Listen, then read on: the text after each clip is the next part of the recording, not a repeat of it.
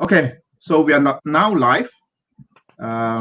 So you're actually looking at Arthur, Adams, and Joyce in the photo. Let me just put that away. And here we are. Good evening. Good evening to Arthur and Joyce. Thank you. Good evening. You're What actually time is live, it there? and good afternoon. It's 12-hour difference, so we are actually 12 hours ahead of you. Oh, So we are at our Sunday right now at nice. no, sorry, we are not 12 hours. It is actually 1 p.m. our time right now. Oh, so yeah, more. Yeah. Just after lunch. We just had lunch. Yeah, we just had our lunch. So just Oh, in case that I actually doze off, my apology. It's just my age. nothing to do with you guys actually telling all your nice stories. Okay, just put on the live drawing and we can go and see it. Yeah. Anyway, let's do a proper introduction, I guess. Someone Gilbert actually mentioned he was very early. He actually came to the website very early and left a comment saying that, oh, no introduction requires for this guy, man. But I think that I'll do an introduction as well. Oh, trust me. Just look at the comment soon. For Gilbert? I'm sorry? For Gilbert. Is that popular? I'm excited. So let's do a proper introduction. Let's start with Joyce. Joyce Chin is a comic book penciler, inker, as well as a comic cover artist. She has been created content under the Marvel, DC, Dynamite, Image, Dark Horse, IDW, and various publishing. Yeah, worked everywhere. She's a machine. Yeah. She's great. And a large portion of Joyce's work is really creating comic book covers, right? Next. Although I'm working on a creator on right now. Oh, okay. That's cool. Probably we can actually talk about that. Sure. Yeah. And Arthur, I think Arthur is actually well known and loved throughout the world. You have been yeah, trust me, you are. And you are actually an American comic book artist and writer. You first actually broke into the American comics industry with Longshot, which to be honest, is still being talked about in our communities. That is one of the most well-loved comic book miniseries. Yeah. Thank you very much. And aside from that, you also did some independent work and also a creative-owned project called O'Brien and Monkey Man. Or Monkey Man or O'Brien. Monkey Man and O'Brien, yeah. Yeah, Monkey Man and O'Brien. And you also love Godzilla, as that is just through my guessing and some interviews that you actually went very. It's a secret. You shouldn't tell anyone. That's a big secret of mine. As well as some monsters like King Kong and so forth. So I do. I love them. Yeah. And you also won the 1988 Eisner Award for Best Single Issue for Gumby. I'm not sure a lot of people remember Gumby, but I do. It's part of my childhood. Gumby is great. The best comic book ever made. You should return to that one day. Yeah. And you should actually come back or start influencing people to actually start making more claymation movies, claymation series. I don't know how my doing drawings will make other people do claymation, but if you think so, I will give it a try. Yeah. I was wondering whether was it easier for you to draw Gumby because it's more straightforward to draw the character. It was much easier. But what I had fun with on that project is I drew the characters very simply, but I like drawing the backgrounds very complicated. Yeah. There's an old American newspaper strip by an artist named, I think, McManus, who it was a series called Jigs and Maggie, and also Bringing Up Father, that had very simply drawn characters but beautiful backgrounds. Excellent. We will probably get into more of those on your creative process. I guess that we should be actually doing the Asian way typically during evening times or whenever that we meet for our friends. We ask that, have you had your dinner? How are you? We ordered Chinese food delivered. We had a steamed black bean cod. It was not very memorable, but it was okay. We had some string beans that I thought were quite good. And there was these baked pork buns that I think might have been spoiled. I couldn't quite tell. So my tummy is a little upset right now. So if I vomit on camera, I want you to that will be a blame. first. That will be a first. So there'll be no I mean, in on most for you of guys. our live show, we always enjoy a first. So that will be a first. I'll do what I can. I'll do what I No can. supper. Yeah. So I guess the next question is really that how are you guys during the pandemic and all the things that is actually happening at your side of the world? Mostly just, I mean, we're fine. Mm-hmm. It's mostly just that feeling of we may be not fine soon. It's very difficult to know what is the next thing that's coming. Mm-hmm. So, but I mean, we're lucky we have a house, we have food. We like each other enough that I mean, very little has changed day to day other than that our daughter is not going to school. You know, and that we can't go to movies or in restaurants are opening up around here, but we're not going to go. Yeah, that's right. That's right. I think it's better safe to be actually staying at home, especially you have a young daughter at home. Yeah, but and mostly, I think both Joyce and I are quite embarrassed by most of our country's abysmal behavior throughout the pandemic. I mean, our statistics are so bad, and they shouldn't be. Yeah. So I'm glad that actually both of you are sick and your loved ones too as well. We planted a vegetable garden that's coming along pretty nicely. I have 1 tomato and 2 zucchinis growing, so I'm very excited. Is that bearing fruits already? Is it showing sign? Oh yeah, well we started planting right at the very beginning of the pandemic, so we've already gone through a batch 3 months in, right? Yeah, we have so strawberries and blueberries. Been going on for about 13 weeks now. Mm-hmm. Right. Yeah. Yeah, so we've got, I mean, and he keeps making fun of me, but you know, I'm Asian, so we have a giant chest freezer in the garage that's now filled with meat. That is true. Which is exactly what I did actually. I actually bought plenty of food to fill up the entire fridge. No, he keeps being quite distressed by how much food. It's not so much that I don't mind. It's not that I mind the freezer being full. I'm afraid of my not being able to close the freezer. Well, don't let them go to waste. Make sure. No, of course. We're lucky that we've been able to do all that, so we're relatively fine. It's just, you know, constant. Our friend Dave Mandel was the executive, the showrunner on a show called Veep, which is about one of the ladies from Seinfeld becoming the vice president and then the president, and it was just political satire, like crazy stuff. And he eventually, you know, they canceled the show last year. They didn't want to do it anymore, even though the ratings were very high, because things kept happening and they would have to scrap the whole episode and start over again because they would write the most stupid thing that could possibly happen, and it would happen. So reality actually catches up to the fiction, right? Reality actually catches up. Yeah, reality stops. Reality makes less sense now. Oh yeah, no, I mean today, like the LA school district in Los Angeles school district, police force promised to give back its grenade launchers, and exactly. What? Like, why would that even be a thing? Why would they have grenades? They wanted to keep the tank, but they were going to give back the grenade launchers. Tanks are fun. I can see someone actually leaving comment like, "Oh, Crawl Cruise say, yeah, Joyce is the best," and another person says, "Chaos rules." Yeah, not when you're living in it.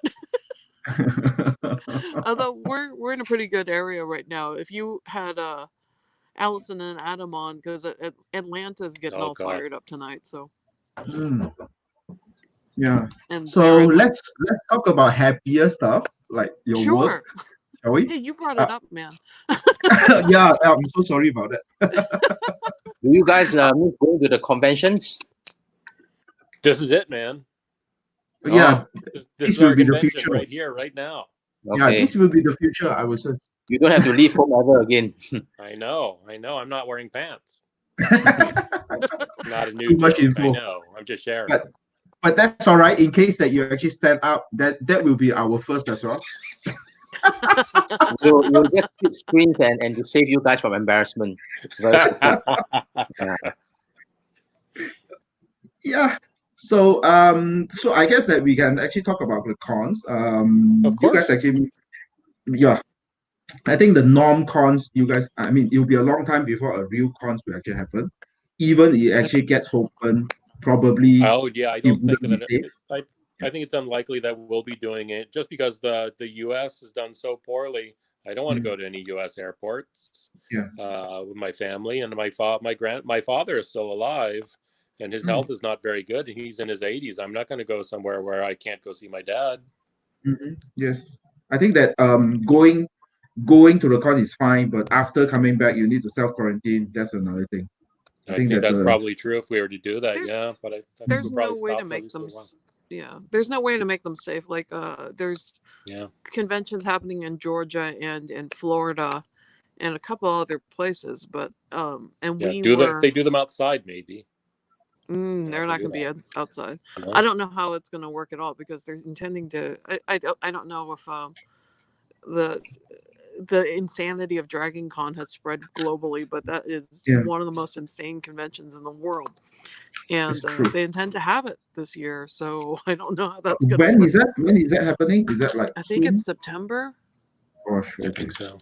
Yeah, I think it's September, but it's 5 joined hotels that are in the Atlanta downtown area, and it winds up being a week of partying in the lobbies all night.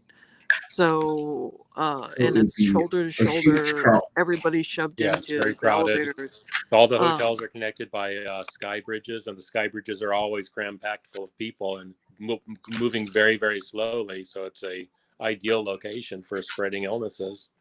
Right. Anyway, again, we are actually talking of more depressing stuff. That wasn't fun. What's wrong? The problem with living in a dystopian society. Welcome to the future. There are some advantages of working from Where home. are flying cars and ramen shops? Yeah. We talk about the dim sum as well. Oh yeah. So here's good news in dystopia. One of the dogs brought back a half a dead squirrel. He did. Oh, that's food? Is that the food? No, it wasn't. It was contribution, yes. His contribution. It wasn't fresh enough. It was fresh enough for him. It was fresh enough for him.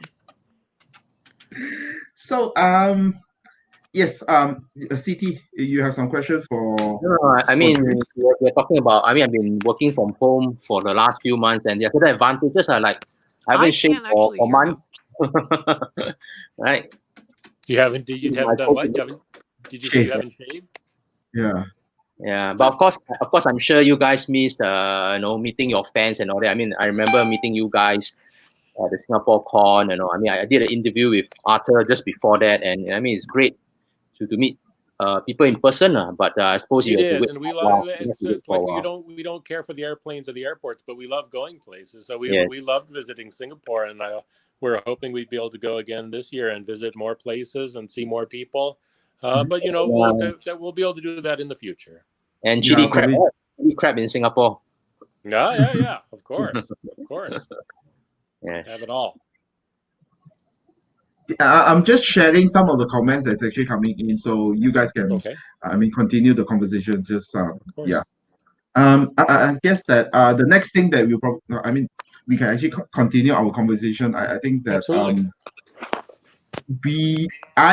because of this particular show and went and actually listened to some of your early interviews, right? To talk about your influences, like you're actually being influenced by Willis O'Brien, Ray Harryhausen, and also Frank Frazetta. I think the first two is actually more towards the stop motion movie making stuff. It was partly the movies they were making too. They involved the dinosaurs and giant monsters, and I always found that very interesting. Yeah, and also Frank Frazetta, which is actually another brilliant fantasy artist. Oh, fantastic. And I believe that those really will be your influence because we do see plenty of those at the background, at the foreground, or just something that you actually slip behind. Some detailed background at the back. So, so could you tell us more on that particular part of your time when you are still being influenced? Of course, of course. Well, when I was very young, I mean, I always thought I was going to be an artist. From when I was 3 years old, I thought I'd have some career as an artist. I not only did I love movies like King Kong and Mighty Joe Young and the Golden Voyage of Sinbad and the Seventh Voyage of Sinbad and 20 Million Miles to Earth. I love the monster from 20 Million Miles to Earth. But I had some dinosaur books, so I loved the artwork of Charles Knight. So I figured I would be a nature artist of some sort, possibly doing illustrations for. My goal was to do illustrations for paleontology books, so I get to draw dinosaurs and other prehistoric animals. I thought that's probably what I would do. But then I saw King Kong and Ray Harryhausen, so Willis O'Brien and Ray Harryhausen's work, and I thought, oh, this is another option for me. I could perhaps go and do. I could work in Hollywood. I could design movies, design characters in movies, and I found out. I learned a little bit about that and learned that it was a great deal of work, and that the people who did those things didn't always get the projects that they wanted to do. Like, I might be someone who likes to draw dinosaurs, but the job I might get might be to design costumes for ballerinas. And while that's fine, that wasn't my goal especially when I was younger. So I discovered that's when I started reading Marvel Comics, which mostly the comics I liked at the time, they were reprinting a lot of old Marvel monster comics. So I would gather up all those. And then the characters that I liked in the superhero comics, because I love monsters so much, were characters like the Thing or the Hulk or Man-Thing or Swamp Thing, because those are cool because those are monsters. But then I would follow them and discover more about all the other characters in the Marvel comics, and I got very excited about those. Right. Okay. And that goes on, and yeah, and that's how your drawing career started. Do you draw since very young? I've always drawn. Yes. Okay. And Yeah, so one year someone called me and said that they wanted to talk to me about my retirement, and I just laughed and said, I've been doing the same thing since I was 3 years old. Why am I going to stop? Why stop when you're having fun, right? Yeah. Yeah, there's no retirement in an artist. It's just that maybe your hand can't draw or your eyesight just I think over. even then, some artists still find a way to do things, right? Yeah, that's true. That's true. And Joyce, how about you? How about you? Me? I started drawing when I was little. Also, yeah. And from the interview, it's actually being mentioned that you like superheroes from the beginning. You're not really, but your art style actually reminded many of them of Alfonso Mucha in some sense. So. Oh yeah, no, that was a big influence, but I had a lot of different influences. He just stylistically, I'm an admirer of him. When we were in Spain the last time, the big touring show of Mucha's stuff, the originals, was there, and we were really lucky to go. We went with Bill Sienkiewicz and Mark Chiarello. It was Mark Chiarello, who was then the creative. I forget what he was like vice president of something or other at DC Comics, but he's been a friend for years. So we went and we saw that exhibit with them, and that was great. But I had a lot of influences coming in, but I broke in like 94 or something. So basically everything that was around in comics at the time, big hair. The big pouches. Big pouches. Well, huge guns. Yeah, I know. That was actually one of my. Yeah, you actually brought was that up. Guy Gardner turned into a woman? It was my second cover ever, and then Guy Gardner had been turned into a woman. That's for that issue. I don't think I saw that one before. No, really? No, I have. Weird. I don't remember that. And I had read comics from childhood because my mother had learned how to speak English by watching cartoons and reading comic books. So when we were babies, there were always comic books. And but I gravitated only toward Marvel when I was a kid. And I read Marvel and I loved Marvel, and I would spend my whole allowance on Marvel stuff. So of course all my first jobs were for DC. and I had, and Yeah, I that's didn't life. really How know. it turns out, right? You like Right, Marvel, no, but and in the end, you like I get a drew job. Supergirl and Guy Gardner and Green Lantern and Batman and Superman. And until I got to Superman, I really kind of had no real affection for these characters. But it was even crazier because Phil Jimenez had written one of the Guy Gardner issues that I worked on, and it contained every single Green Lantern that existed up until that So you point. need And to that draw was, every single one of them. it was crazy. No, I got 2 huge extra large FedEx boxes with single sheet photocopies, just character sheets, all Green Lanterns. Do you need to return them, or it's still with you? No, they were. That's how people got reference back then because there was no internet. So are they still with you? Those huge boxes of Green Lanterns, Oh no, are I they moved still several around? times since then. I Yeah. mean, it's possible there's still some dregs around, but I don't even have. I mean, I co-created Winona Earp with Bo Smith, and I only barely have some of that stuff. And there's only a few things like career-wise that I wish I'd kept. I wish I worked once with Alan Moore on Cobweb for ABC, and the script was so crazy. It was like a 10-page story and a 35-page script. Is it with drawings? That's typical Alan Moore Alan is Moore. actually best Yeah. known for those like Yeah, little drawings of you. Alan Moore. There were no drawings. It was like he was describing everything from the curtains outward. And the first couple of pages were like his drive into town and how that went and how much he liked my work. And then a lot about Victorian fetish furniture makers. Okay, So I wish I'd about, kept that script because it was so bonkers. talking about Green Lantern, I'm sure you guys heard that Danny O'Neill passed away. Do you ever get a chance to meet him or work with him? I can't hear the audio for him at all.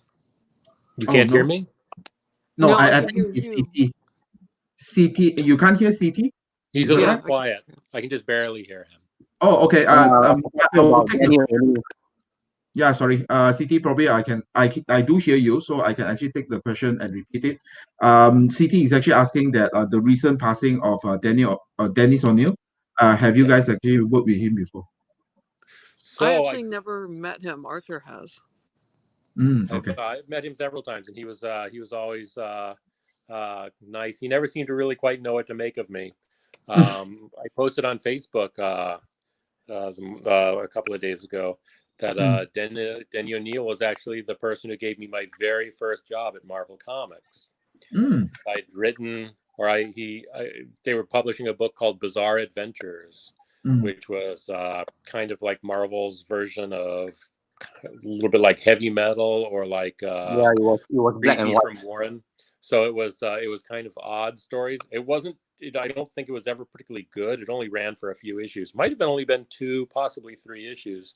And so I wrote and penciled a 3-page story, and I was very excited about it.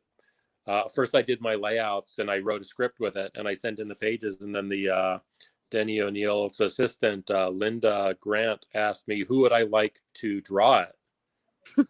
Like, I could have had it. So I think about that sometimes. I think, I could have had an entirely different career if I just said, I want to write it and get someone else to draw it. But so no, I said, no, I just want to draw it. I don't even care about the writing on it. So anyway, so I'm just sharing a screen of the Bizarre Adventures. Are these the one that you talk about? The black and white magazine size comics? Yes, that's it. Yes, that's Bizarre Adventures, exactly. So I wrote and penciled a 3-page story. It was inked by Joseph Rubinstein, and he turned it in, and I called up Denny O'Neill and was very excited because I'd just done my very first Marvel Comics job, and I said, "Hey, I had a lot of fun doing this. What's the next thing you would like me to do?" And he said, basically, paraphrasing what he said, but he said, "Don't call us, we'll call you." Fortunately for me, that book was canceled. And so those 3 pages have never been published, nor should they be. They were very, very bad. But because he told me that I even though I was only 18, I might have been 17. Even though I was only 17, I got the clue that they weren't going to be calling me back. So I just tried drawing more. So I kept on trying to get better. So those pages will never see the light of day. Nor should they. They are not good. And so you have not been keeping those as a remembrance? I'm sure I have Xerox copies somewhere that no one else will ever see. Not even Joyce. Not even Joyce. So there's a comment. There's a comments coming in from the floor. Rachel is actually put on the screen. I met Joyce as SDGCC a couple of years ago and gave her a small postcard print. She said she loved it and it means the world to me. Rachel is also awesome. Rachel is also an artist herself. She's actually that's residing. really cool. Yeah, I believe She's I Malaysian, still have residing, it. I think. Yeah. I still have the postcard somewhere. So yeah, I guess part of the joy of actually attending cons is also the close-up interaction with fans and also aspiring artists, because there's always this time that at a certain age of time you will influence the next generation, right?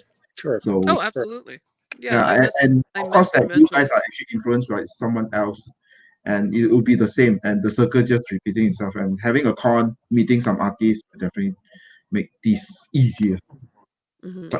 Yeah, no, that's definitely true. It's always quite an exciting experience going to conventions, seeing so many people who are somehow strangely very happy to see us. We went to a show one year in England, in London, and we had a very difficult time getting from California all the way over to London. Nothing that was any big deal, but just constant delays, constant problems. And so when we first got to the show, Joyce and I were instantly surrounded by worried fans asking if we were okay and if what happened, and they were so sorry that we'd had to experience so much difficulties. It was just slow travel. It wasn't that bad, but so they were very kind and polite, and as I told them, and it was totally true, that that we're going to get to sit down in the next 2 or 3 days. People are going to come by and tell us how wonderful we are. We have a pretty good deal. Yeah. And I suppose it's making that human connection, right? I mean, Sure. we grew up reading your stuff. I remember buying Longshot #1 from the newsstands, and that's before we have specialized comic shops in Singapore, or maybe just one or two in the mid '80s. I was wondering, what is this? It's a limited series, 6 issues. You are new to most of us. And it's like, this That's is really true. And then 20 years later we get to meet you. Yeah. So it's that human connection. It's amazing. I even though it's part of being young, but I never really put much thought into what my experience would be like later in my career. And so it's very nice to find out so many people that I've had left a good impression on.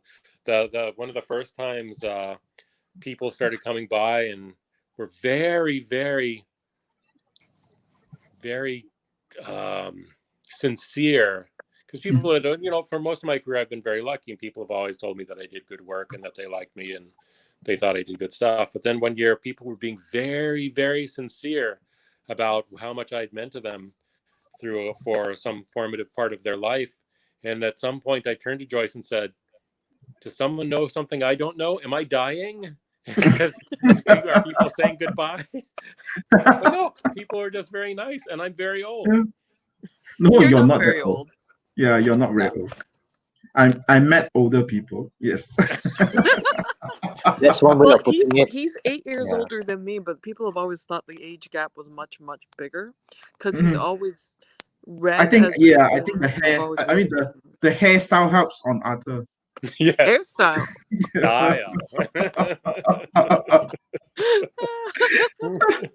There was no choice offered there. No, there's no. Well, I could just let it grow and. That will be a scene. Yeah. That will be another attraction. Like DeVito and the Penguin. Yeah. So this is another piece that I actually found from Joyce Facebook. I know, think. isn't that pretty? Yeah, isn't that? Is that your dog? It's a Is that dog. one of- Yeah. It No, is I a have. dog. It's not yours. Yeah, I have a bunch of these dogs, and I do posters for events for the breed. Yeah, I mean these are definitely those of the artwork that reminded me of Alfonso. Yeah. Well, Yeah. the dogs lend themselves to that kind of design. They're very statuesque. But even That's a Vampirera of his, right? Yeah. That's Yeah, a nice that was one. a nice piece that I did quite a long time ago for Vampirella, and I think I did it. I don't think it was at Dynamite at the time. I think it was actually at Tops. It Okay. could have been at Dynamite. I don't remember. It's been a while. But it's a nice piece. Yeah, It's I good think color contrast. Yeah. yeah, and on top of that, right, this is also a complicated piece that would probably, if it's not, it has that in. I can see the influence coming from Arthur, and in some of your interview, you did mention that Arthur is actually one of your artistic influence as well. Is that right? No, I think it's mostly that we have a lot of the we like a lot of the same. We're influenced by a lot of the same artists, but no, Joyce hates my artwork. Yeah, that makes I don't sense. hate his art. Is that I true? see a lot of his art. He's bored of my artwork. Infusion. This is called infusion. He's definitely a part of the influences that were around at the time when I was forcing myself to kind of learn enough comic book art to break into the industry.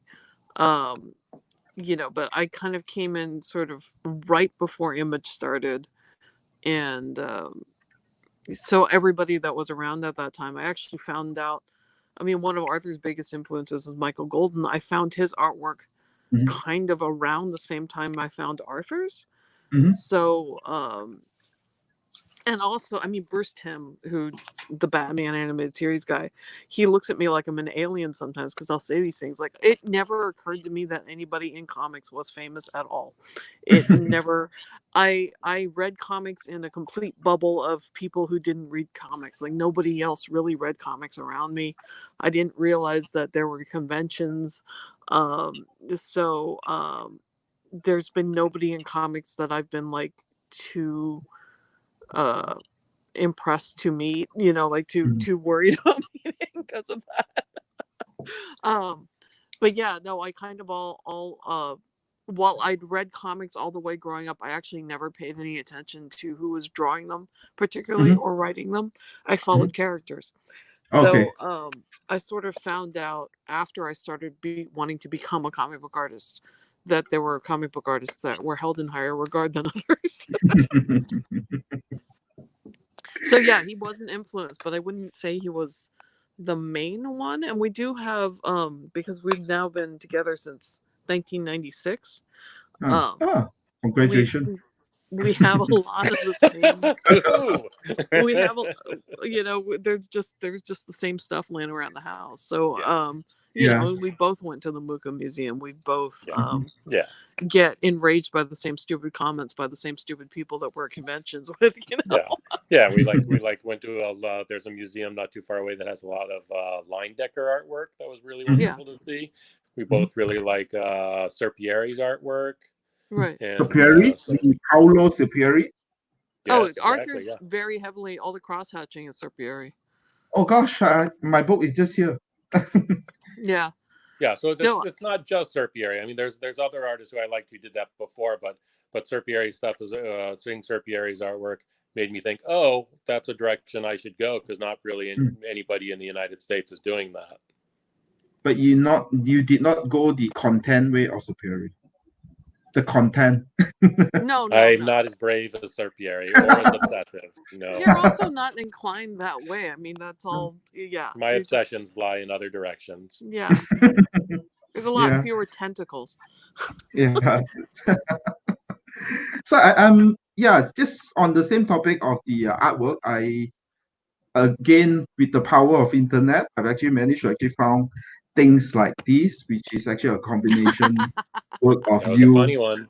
That was a crazy job. So almost every commercial job that involved I mean, it didn't happen on Xena, but it definitely happened on this one where the studio got involved, and they sent us all this reference of the Buffy crew and the Buffy and the Angel crew, and so we were getting directions from them like, can you make David Boreanaz look menacing but not scary?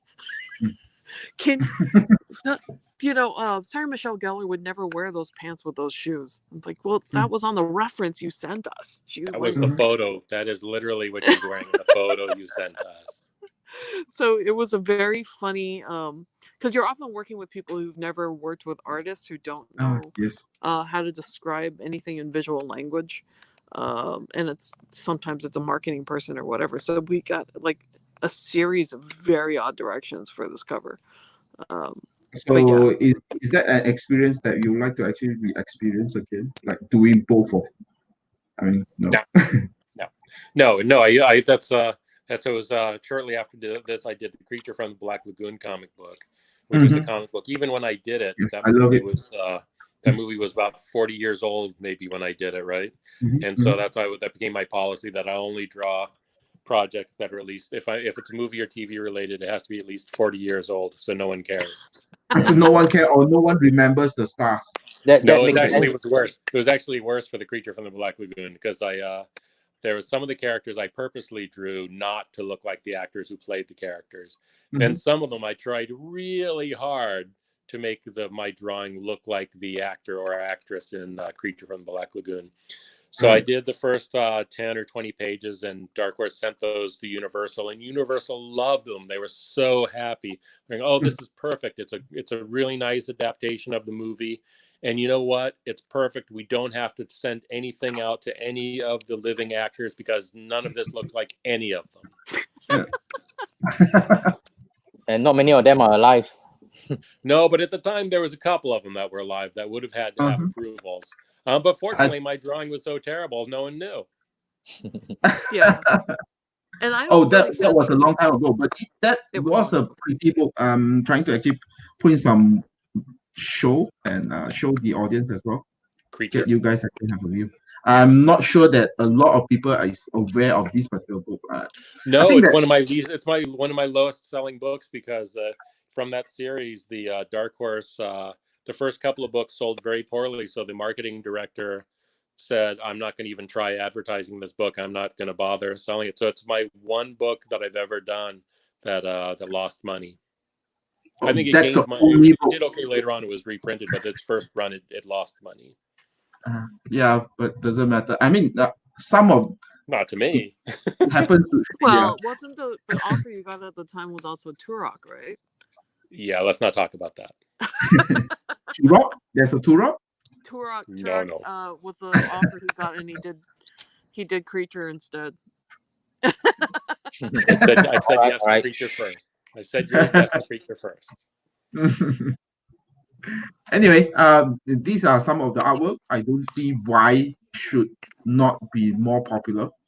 And if any of you guys actually have that, I was hearing that some I can't remember what school. Some school was apparently using it as to teach how to draw comics. I was like, yeah, it was taught at the Cupid School. I don't know which instructor. Someone should send me some money. Did they not? Well, it would be Dark Horse. All right. Yeah. So this goes back. The reason why I actually brought up that Buffy is also because it's a collaboration book of you both. Right? Oh yes. I mean, and I liked ink choice. It's fun to ink choice. And who did what? It will be ink by Arthur, pencil by So it Joyce. varies. For this one, I don't know how well you remember this, Joyce. Barely. It was really. You penciled the whole thing, but you weren't happy with the girls in the background, so I redrew a little bit of the girls in the background. But Xena, I think I pretty much inked straight up and all the background. Xena, I literally just inked what Joyce drew, and then I did some fiddling around with some of the characters in the background, but they're just, they're not, they're just kind of just there for that cover. Right. Okay. So, any plan for you both to actually do some similar project, like one of you actually pencil, the other ink? No. Joyce is bored of my artwork. No. Sorry. Joyce is bored with my artwork. That's a good answer. Usually when we've done this, we've been asked to do this by like a company has asked us to collaborate, but we haven't. Like we did that on God, what was that? Johnny Future. We did it on Johnny Future too. That's true. We did one an issue. There was a ABC special that had a Johnny Future story. So Joyce penciled that, and I inked it. I think I did like rough layouts. I did tiny little thumbnails. Yeah, you did roughs. And then Joyce did pencils, and then I inked that. And then there was another cover for some magazine that wasn't Wizard, but was like Wizard. I don't remember. Fan magazine. That was for Winona Earp. Yeah. Oh, and then there was a few pages we did with for Brereton, for Dan Brereton. Yeah, we did that for Nocturnals, and then we did a Vampirella cover. Yeah, so we probably need to actually look that up. It's been at least 10 years. Yeah. Oh yeah. Yeah, it's been a long time. I mean, we're working on pretty different. I mean, I'm working on a creator-owned project with Chris Claremont right now. Okay. We don't have a publisher quite yet, but we'll find one eventually. Yeah. My schedule's pretty full, so I don't really have time to do extra. Right. Yeah, but again, nobody's asked us in about 10 years. There is not. Well, except for HK. Oh, okay. So you did read my email. Okay, that's good. Did I not respond? I thought I responded. Oh no, yes, you did, but that particular question has not been responded. Oh, you're good. Don't worry, you're good. Anyway, well, I mean, we can take some questions from the floor. I mean, CT, if you have any question, I just want to scroll through about the recent developments in the industry. Since you guys are in the thick of it over there, I mean, what do you think of the recent announcement of DC splitting from Diamond Distribution? We are in the comics industry, but we're barely on the edges of it. I mean, we're basically just doing covers, and Joyce, of course, doing her project, but that's her project. She doesn't really have to answer to anyone else except for Chris. So I'm curious how it's going to go. It's been a source of concern for me that Diamond was the only distributor. So it's curious that there's going to be somebody else. I'm a little disappointed that DC is going to be exclusively with this new company, but I'm very curious how it's going to work out. I think there's a lot of people who are worried about it. In the sense that there are a couple of distributors that is actually involved in DC. So yeah, two, I believe. So the more the better, I think, on one hand. So I'm very curious to see how it's going to work out. I of course I hope it works out well, because for years we've been hearing either Marvel or DC are either going to stop publishing comics or just do strictly electronic comics. No. Of course, I don't want that to happen. I like having the comic book. I don't want to have. That's the thing. Then I can't fill out my shelf. Yeah, exactly. Well, even if they went electronic, they would maybe they would just electronically, do single issues, but still do hard copy collections, right? Yeah, that's true. And I think that's not impossible. And sometimes when I think about doing a creator-owned project, I sometimes think about doing them as a web comic and then collecting them later. It seems like an easier way to go, right? Yeah. Why not? I mean, you can actually capture your audience along the way, enticing them by pages. By the end of it, you just say that I'm going to do a print. Who's interested? Just do a crowdfunding. I mean, the crowdfunding way is crowdfunding. No, but I know what you mean. So yeah, it's nice that we have those kind of options nowadays. But it's I've heard some of the old timers sometimes say that they thought comics are a dying industry, and I think it's a different industry. But just morphing. Dying, and there's so many different parts of it now. If you look at like webtoons, some of the comics that are on webtoons have 4 million viewers. Exactly. So there's an enormous audience that's just looking at things differently. They're not interested in paper anymore. Yeah. So, and as long as we can, pay our bills doing what we like to do, then we're good. Yeah.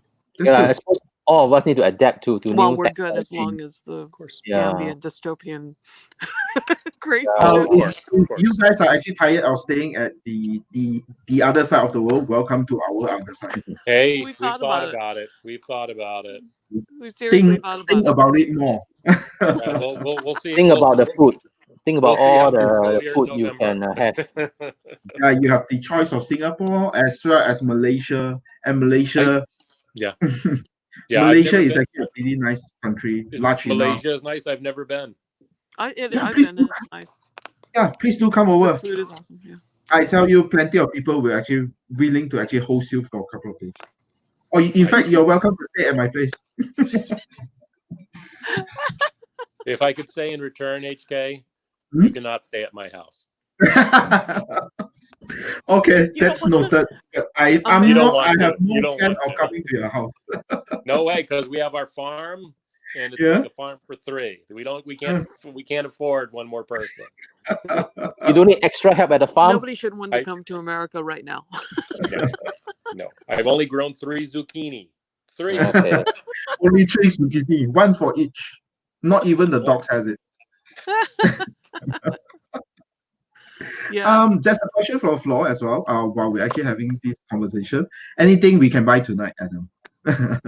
Anything you can buy tonight. So what do you mean by that? Do you mean original artwork, or because we didn't? I've just been so busy doing work. I'm behind. I should be working on. Shall I show you 2 covers I'm working on? Oh yes, please. Right, I'll go get those if you give me just a moment. Yeah, And, while we actually we don't really have any Joyce. product. Yes. So I'll be right back. Joyce, okay. you should do a song or a dance or something. Keep them busy. Yeah, that's not gonna happen. Yeah. But we probably can actually talk about how was it like living together with 2 creative person in the same house? Who does what? We've been doing it for so long, it just doesn't seem like that big of a deal. I mean, when the pandemic broke out, everybody was like, oh my God, and you're going to be trapped with your husband or your wife or whatever. And it's like, we've been trapped with each other for decades now. There's no... 24 years and counting. I mean, I don't work in his space and he doesn't work in mine because we're so different. He needs to be surrounded by like thousands of toys and books and papers and just Is there stuff. a chance for us to actually have a glimpse later? No. No. No. Lucasfilm. He did a piece for George Lucas a few years I can't ago. find that. I was listening to that particular interview. I can't find that piece that he did for Lucasfilm. No, it's in the book. But really? no, he did it for George. George's people commissioned it from him. We got a phone call from George Lucas's offices. You want to do this thing? So he did it, and like they wanted to send a film crew out for the studio. It's like, no, it's like that end scene of Raiders of the Lost Ark with the boxes. It's like that, only with toys and books. It's like that. Is that on display or is actually all in boxes? Yeah, it's a mix. It's a mix of storage and display horrible and mess. sandy. Like I don't go in there. So we wound up going to Lucasfilm to film this thing, and he just did it it was like an open art studio that they have for they run art classes for their artists at Lucasfilm. So he just filmed it out of there, and that was actually a more interesting trip than trying to stuff a film crew into his studio. Would have been bad. It also smelled like my feet. Oh, but we can't get. we wouldn't be able to smell it through the vision. Is that the one? No. No. No. No. It's a Leia. It's a Leia in Jabba's palace. Okay. We'll probably just find that. Yeah. No, it's in the big Star Wars book they wound up publishing. Yeah, and I it's don't in think I his. have it here. It's in his private collection. He's not asked for anything since. Because probably he's been satisfied with one. I don't know that he doesn't have others, but Arthur hasn't actually done that much Star Wars stuff. Not too much, no. So you ready to see some art? Oh yes, please. Let me just put you up on focus. We'll give it a try. Let's see. Here's a Fantastic Four cover I just finished. Very nice. Very Who's nice. falling down? Can't see. Silver Surfer. Oh, Silver Surfer. Okay. Surfer, yeah. Sorry, And I don't know if you Galactus can see is in the back. the shine, yeah. So How big is this? How big is that? How big? It's 47 feet tall. No, it's 13 by 21 inches. I don't know what that is in centimeters. All right. Scans in 2 chunks. That's all I care about. Too big. Oh, this one's bigger. I hope you're excited. Yeah. Next two are smaller after this. This is a Batman cover I'm working on. Oh, there's a Batman coming. For some reason, I decided to draw all of Gotham City in the background. I don't know what I was thinking about. And a Zeppelin. But you always does that, right? Isn't it? Yeah. No one's big enough to cover a garage door. No, that was the original Sin piece. Let's see. Here's something. The editor. I don't know if I should share this one. The very first job that I got paid for, before the one I talked about with Denny O'Neil, but I did a drawing of a character from the comic book Captain Carrot and his amazing zoo crew. Captain Carrot, yes. Yes, and I sent a copy of it to the editor, who turned out to be Roy Thomas, who's a very famous comic book writer. So Roy Thomas called me. Yes, Roy Thomas called me and said, the only place, because the book is canceled, but we would like to print this. The only place we can print it is on the letters page. And if we print it on the letters page, I can only pay you $10. And me, being 16 years old, I said, definitely, I'll take those $10. So the editor that I'm working with at DC Comics is kind of a jerk. Remembered that I drew that, and they decided they needed me to draw another Captain Carrot. All right. So Captain Carrot's having is a this a very commission, rough or do you actually see in print on covers or something? Repeat, please. Would that be in? Is that a private commission, or we will see? Oh no, it's going to be a cover. These are all. Everything I'm going to show you is a cover, except for the very next piece, which is not so much a private commission, but it's still kind of a mess. Still some cabbages. We both did one of those. Not available. Yeah, I think he's just asking for things to be here's done. Joyce's. Yeah, that's the one I did. The naked detective. Yeah. It was an excuse to draw an elephant and Bill. Yeah, I've seen a couple of versions of that. Neil Adams there's did. lots of them. They're pretty funny. They're pretty funny, and they've been appalling people. Like people, Oh yeah, there are people that They're are very genuinely freaked out. I don't really want to look Bill. I don't know if I can look Bill in the face again. Because you're not drawing Bill's face that much. The focus is actually somewhere else. No, I have an elephant covering that part of it. Yeah, I know, but the photo is what you're looking at when you're drawing the whole thing. Yeah, that's the one. Can't be helped. You have a lasting impression. I don't want to talk about it anymore. I'm sorry I brought it up. Yeah, thanks for actually showing us some of these preview. I think in the show, really appreciate that. Yeah. Thank you. So as you can see that plenty of comments is actually coming in. Like David Sundar just said, I see. Which, David, you should be ashamed of yourself. He's also a huge fan of your work. I mean, David? Then it's all right, David. Never mind. A lot of members that is actually leaving comments are actually close fans because of the community. So yeah. And as you can see that this is Amran from Singapore is part of the organizing committee, and Myron, I believe that you know him.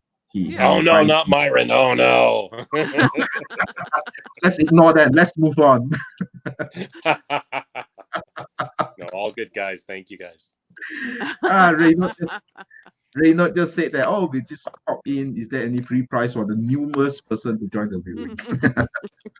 There should be. Everyone wants something. What's Joyce working on?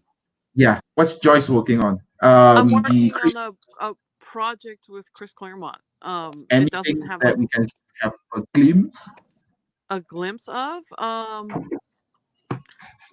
I'd have to dig it out, which would mean I would have to disappear for a bit. As long as that's okay. You can bear to be without Joyce for just a moment.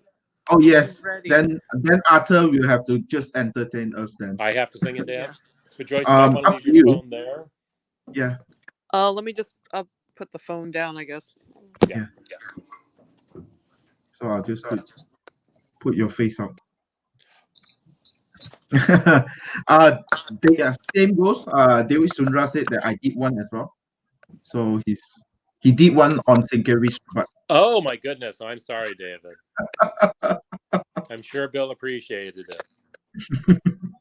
I'm sure, as I think Bill has said, he's oh god, that's not very nice. Nice, and it's a picture of younger Bill. We don't know. I bet Bill's butt in those days. Not judging how his butt might be now. I'm guessing his butt back then was pretty buttery. He goes, his butt. Get it. Gilbert also mentioned that I need more art print from you. Yeah, so I think that part we will arrange it after. I think Gilbert, it's actually something that is actually on my side that I have not get it done. So yeah. So we know. Yeah, there's a bunch of new pieces we haven't gotten any prints of yet, but I'm thinking we probably need to reprint our print stock. Shall I show this, darling? Or you want to take it outside? Very good.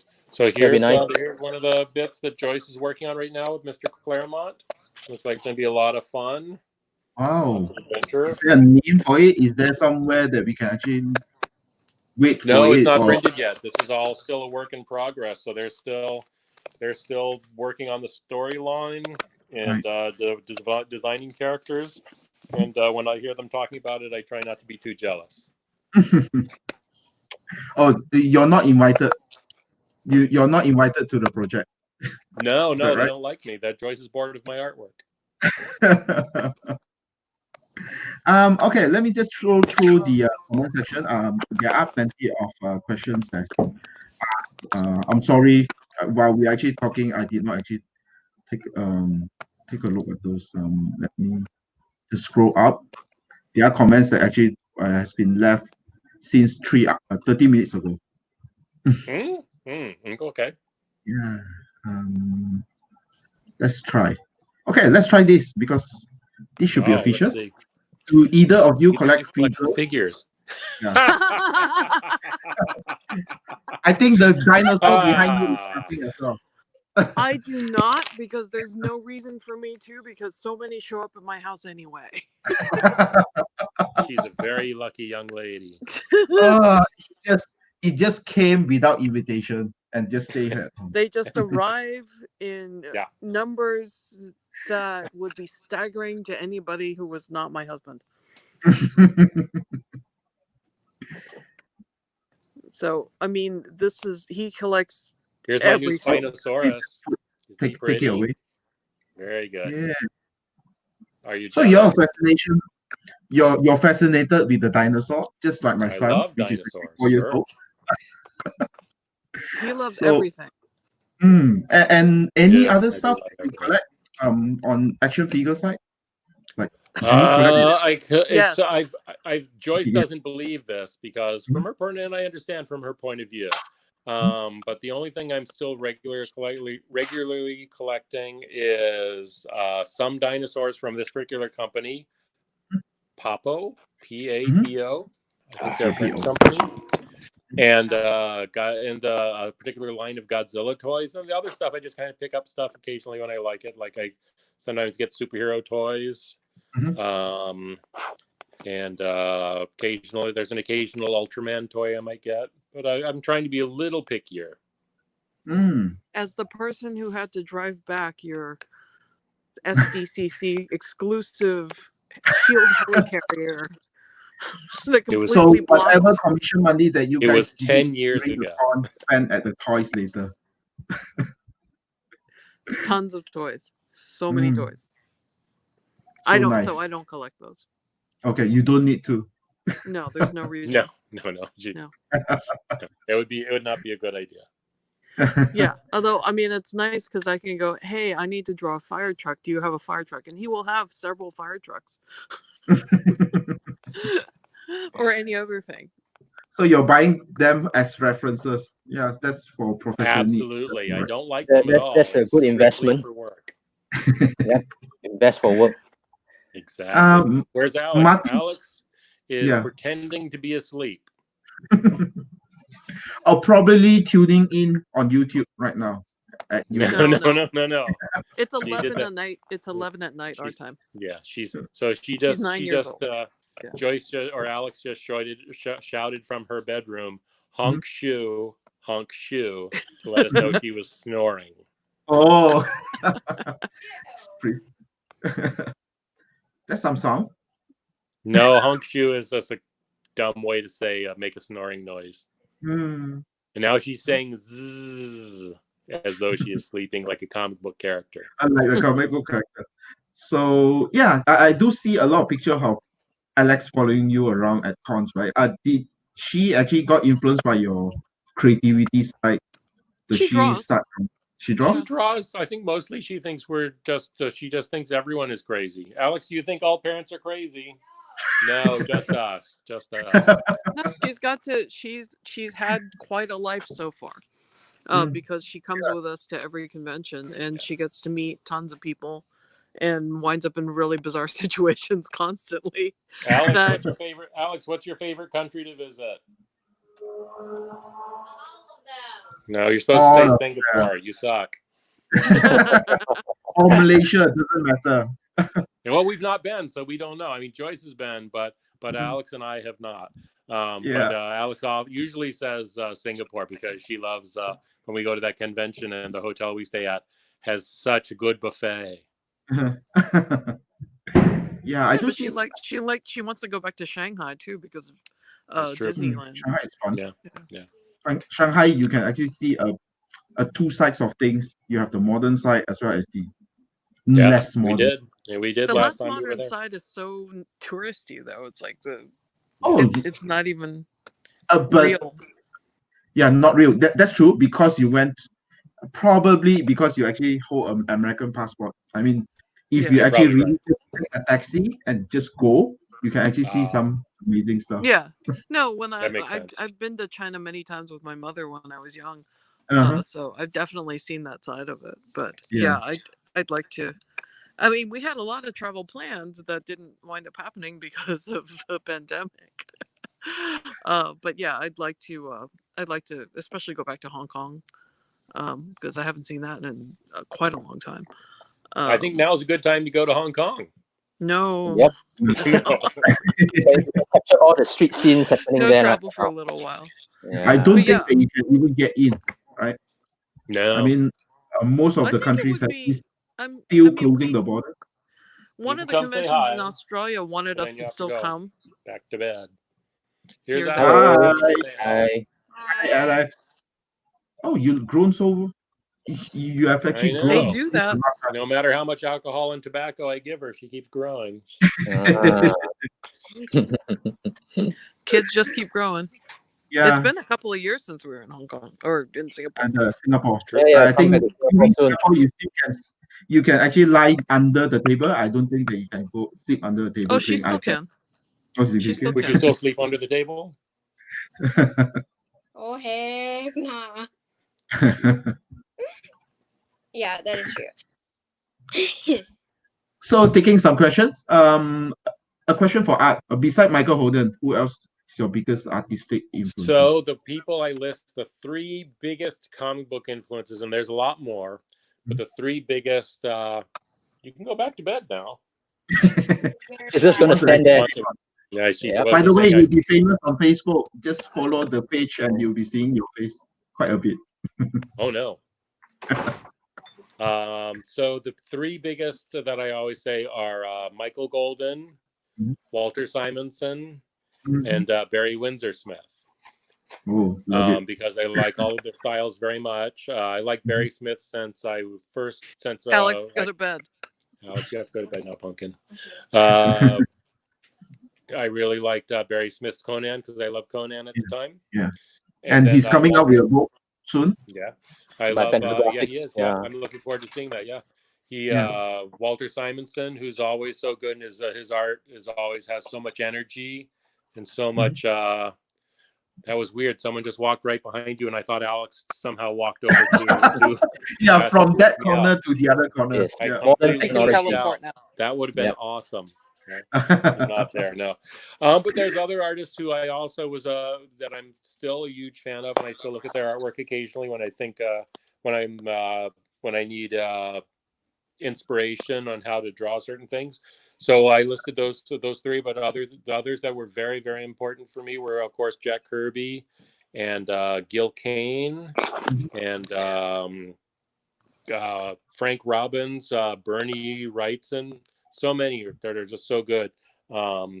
It's just hard to keep track of. And then after, as I got a little older, artists like Milo Manara or Shiro Masamune or Serpieri, all very good artists. And then even now, I get excited when I see artwork from Olivier Coipel or Ed McGuinness or how about Nick Bradshaw? Oh, Nick, Nick, I actually do get very excited when I see his artwork because I look and go, I don't think I drew that. No, okay, it's Nick. Nick drew it because Nick is Nick's the like sweet guy. Nick will say, he is I guess I was kind of an influence, but he's such a nice young man. He's so kind and generous to all of his fans, and he's very nice to me, and so that's nice. I like that. And he's also it's funny because when people tell me that his artwork looks a lot like mine, I don't always see it right away. I look at it and go, oh, I think that's a nice drawing, and then someone says, oh, that looks like something you might draw, and I go, really? Oh, well, that's okay then. That's not so bad. Yeah, it's actually pretty. I mean, it's pretty very, obvious. very close. Yeah, it's very close. And I don't think that Nick take it as offense if he actually says that, hey, you draw like Arthur.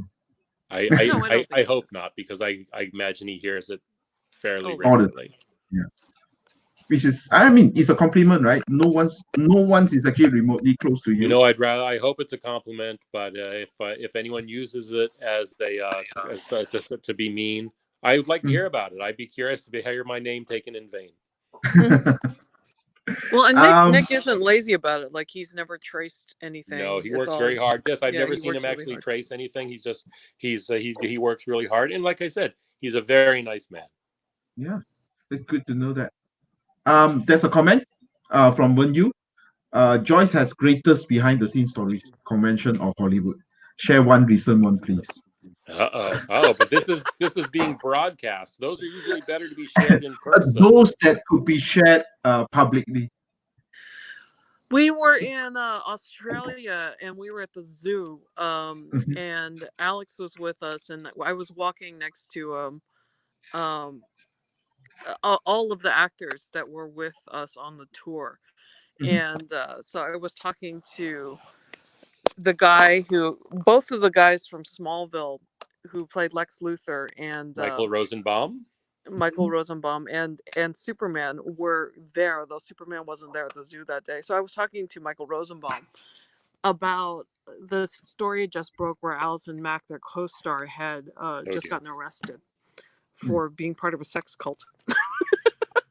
That news, yeah.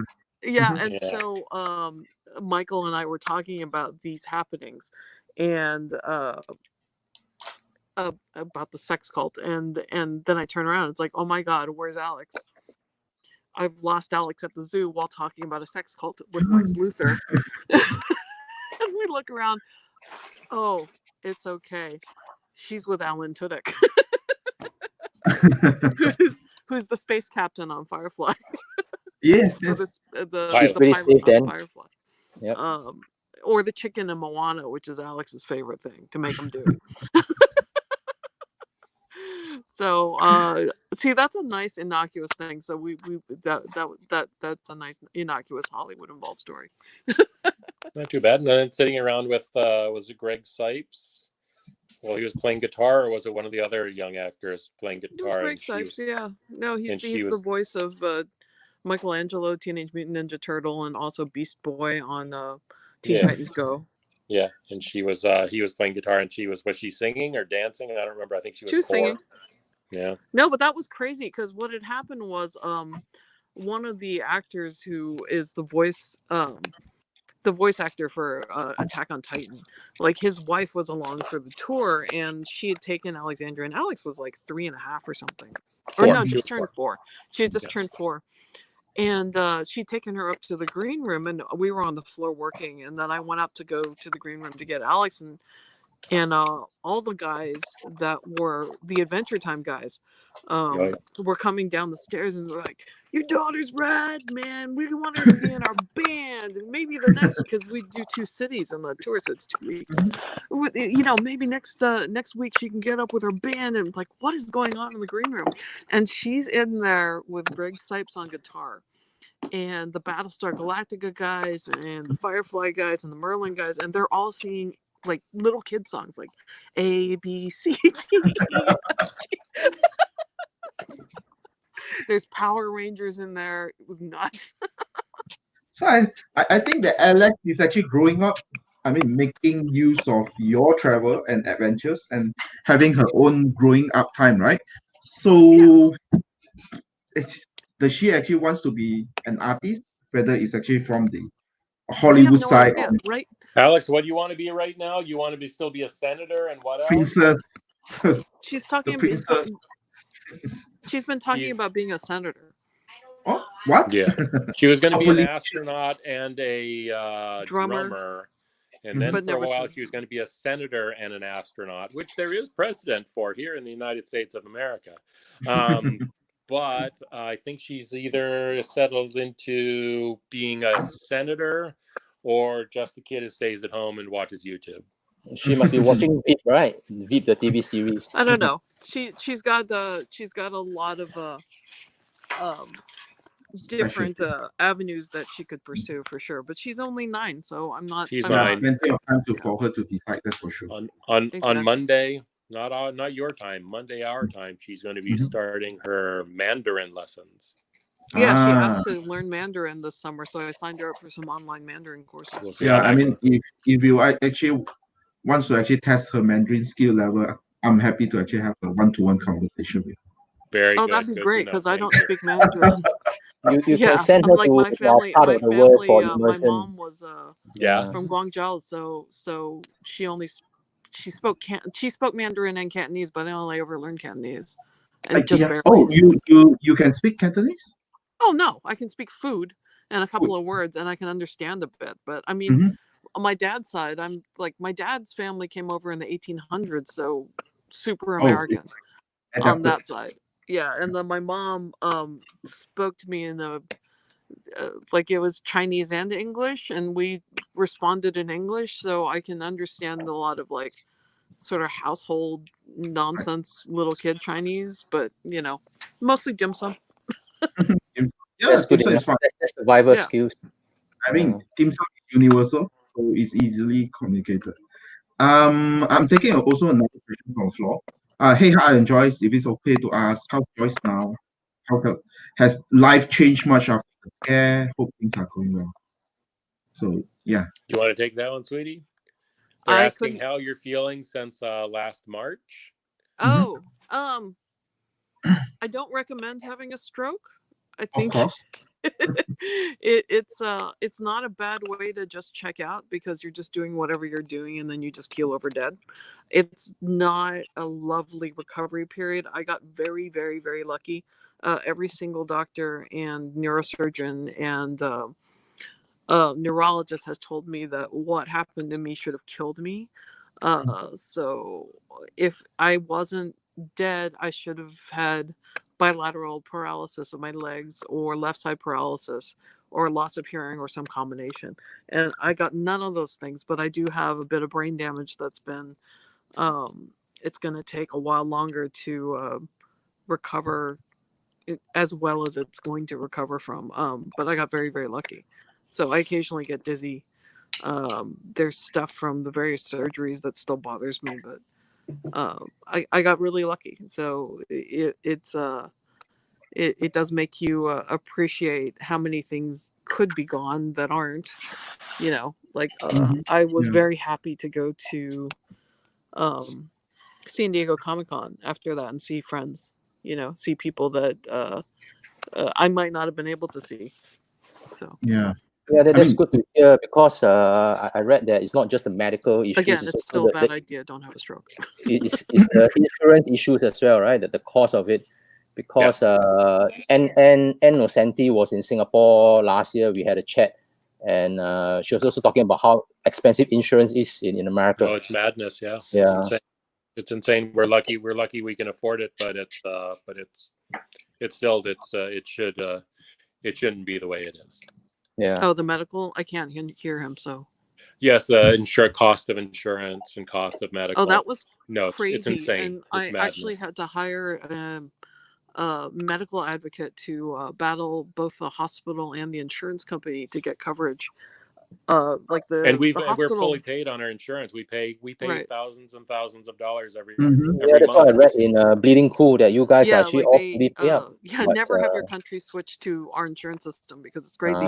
They were refusing things like all anesthesia for brain surgery, multiple brain surgeries was refused.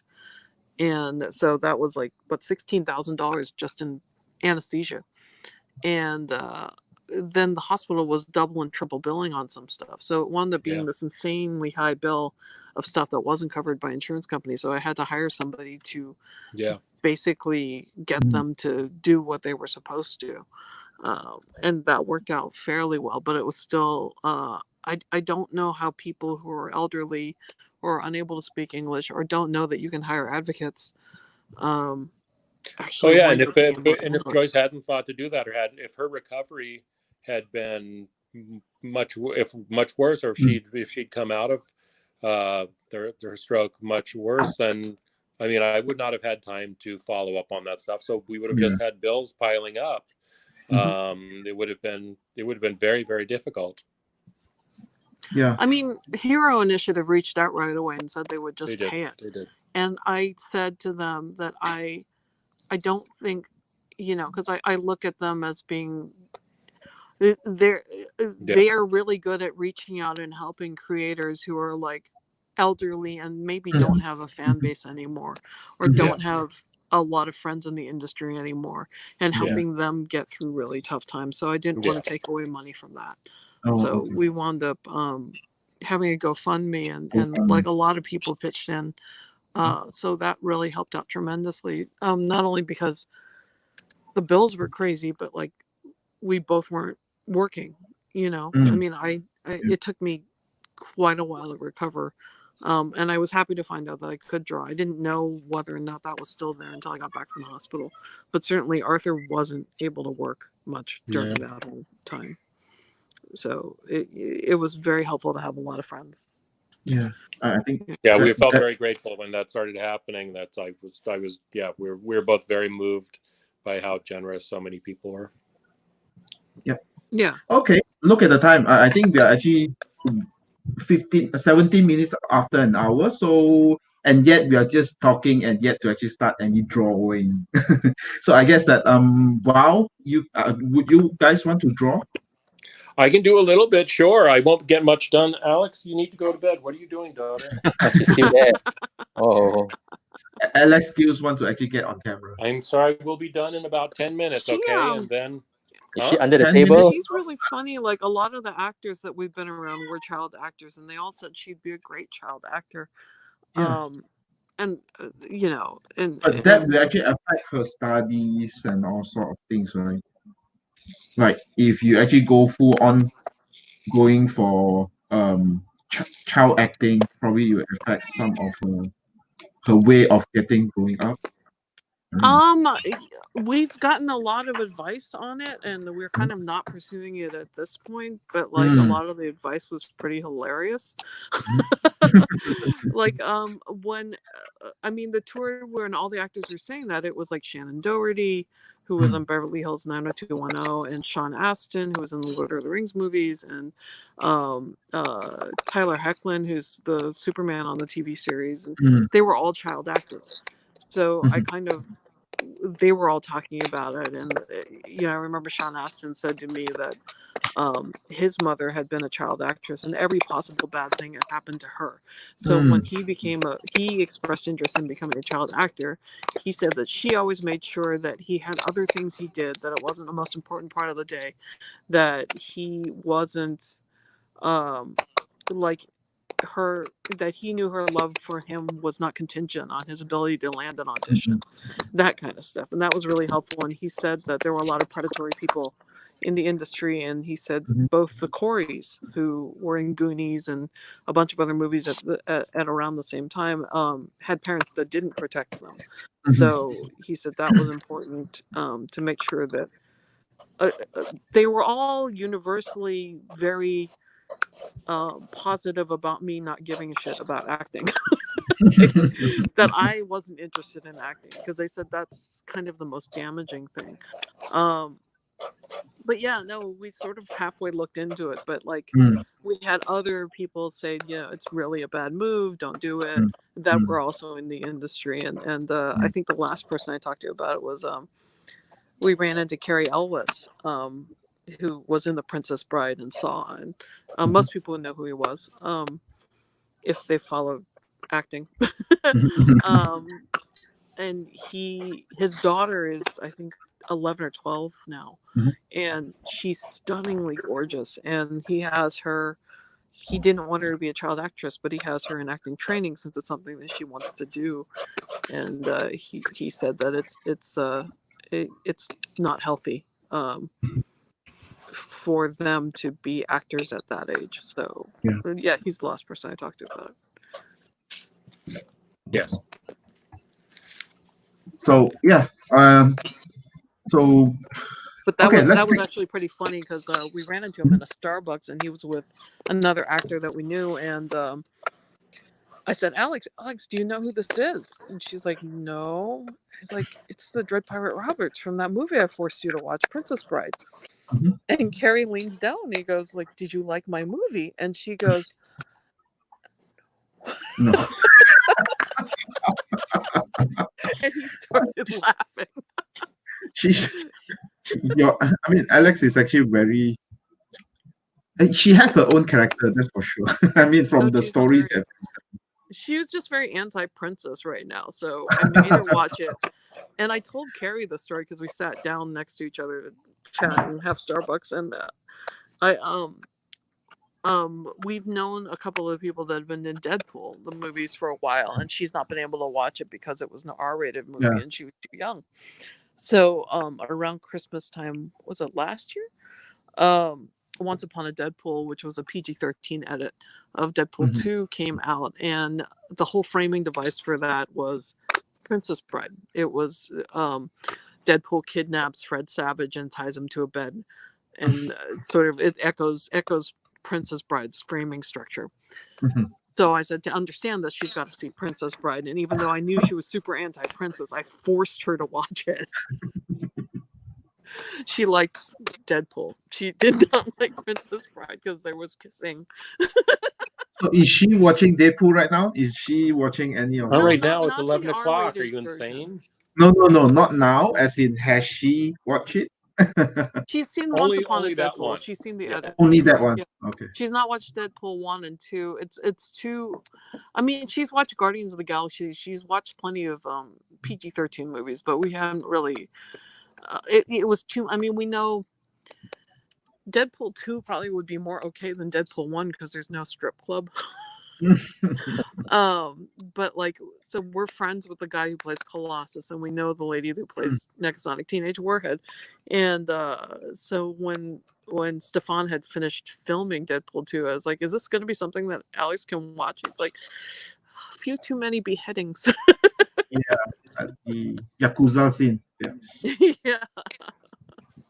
Yeah, so, but Deadpool 2 probably sooner. She could probably handle it just fine. I mean, she's because she's grown up at conventions, she's seen so many things.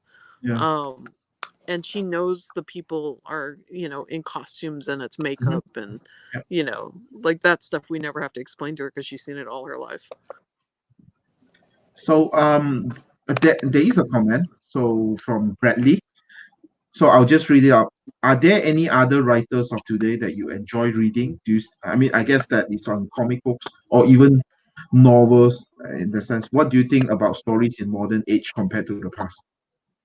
So I hope I don't look too crazy because I'm leaning in because on the comments I see here, but they're very, very tiny. I read a fair amount of comics myself, and I like plenty of the stuff I read. My only and continuing complaint, my old man complaint about modern day comics is that I wish not everything was in 6-issue arcs, because it's gotten to be such a frame that I know I might get a good beginning and I might hope for a good end, but I'm going to have to wade through 4 issues that I usually, there's usually not enough story to justify there being 6 issues from my point of view.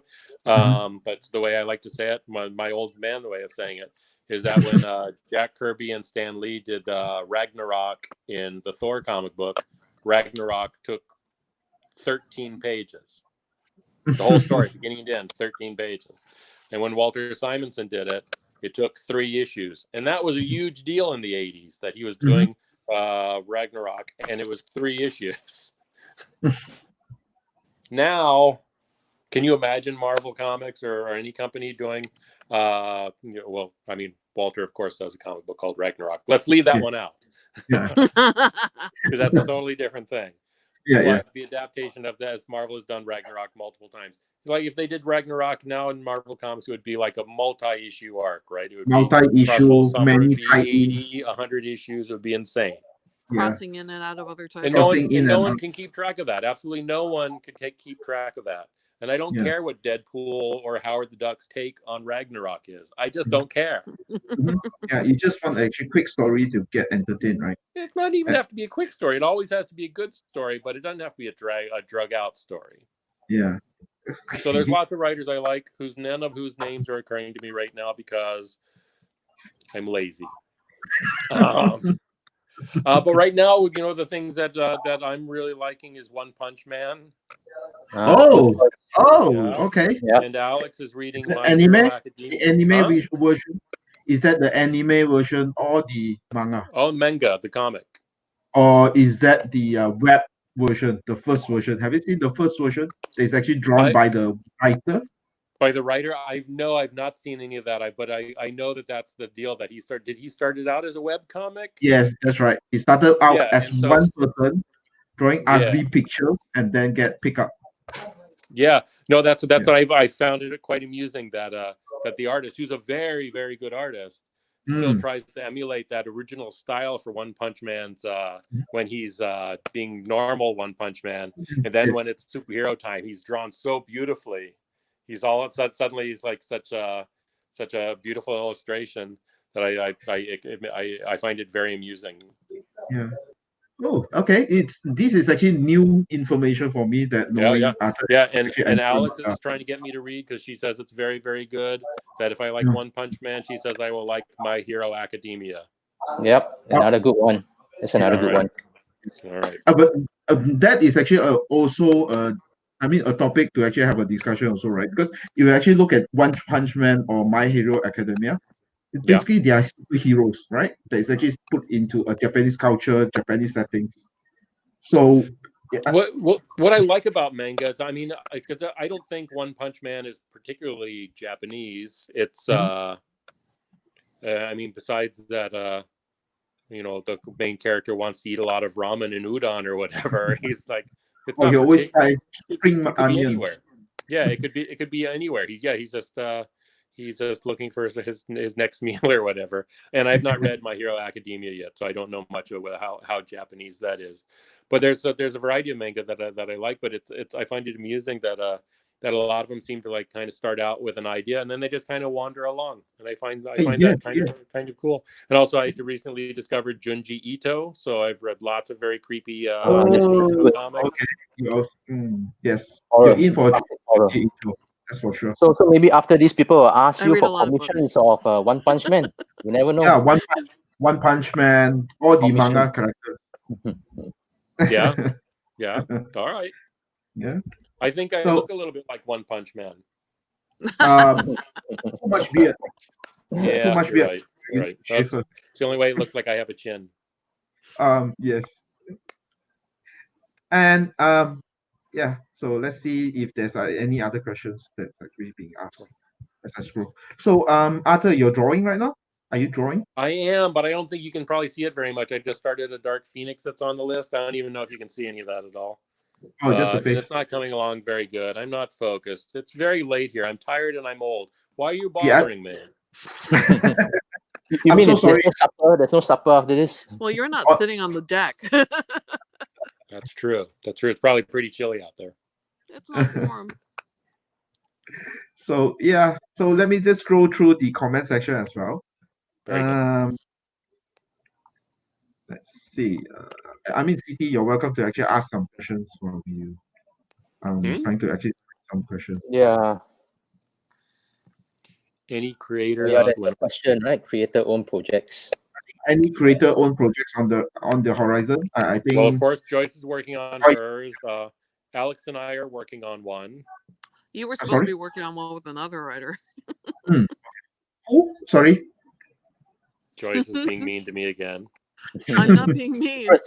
No, I'm Totally working not on being one with mean. Chris Claremont. Chris and I have been plugging away at it in bits and pieces for a while, but we're gonna probably buckle down and really seriously. We've got a whole bunch of character designs. He's got like a big plot outline. We actually have a pitch into Comixology, Okay. and a couple other companies are interested in looking at it too. So Yeah, it's been a while since you see anything from. so I'm excited to get it's action adventure going up and down the Silk Road from Africa into China with a bunch of sort of late teen, early 20s kids with powers. You know, I mean, it's a very Chris Claremont story. Only it's set in the 7th century. Okay, looking forward to that. And yeah, again, David Sundra just came on, and it was a comment that actually left 45 minutes ago. So hello, Arthur. One of my first comics growing up was X-Men Heroes of Hope, with the amazing cover and some pages done by you. How was it like working on an issue with such a huge list of collaborators to work with? You know, I mean, a lot of the way comics are produced is they're produced very quickly, and things just work out the way they work. So I was very, very fortunate that I was working with Annie Innocenti and Louise Simonson, who I believe I think they were the main ones who are working on putting that book together. So I was just very fortunate that I was working with them, and they couldn't figure out who they were going to get to do the cover. So I was very fortunate that Annie asked me, and so that meant, because that book was printed in massive numbers. I think they probably printed, I'm sure they printed hundreds of thousands. They might have printed 1 million almost of that book. So that meant a lot of people saw my artwork very early on in my career. So that was very good exposure for me. I of course didn't really work with any of the other people inside the book. I only worked with my editor to do the cover, and she had some things that she wanted to be on the cover. So she just told me those things she wanted, and I drew it, and it sold extremely well. So I was hoping, because then DC did one not too long after that, did a nice charity book for to help for hunger programs around the world. And I asked DC, I said, DC, I could do one for you too. That would be really cool. I would really like to do that. And they're like, nah, we don't think so.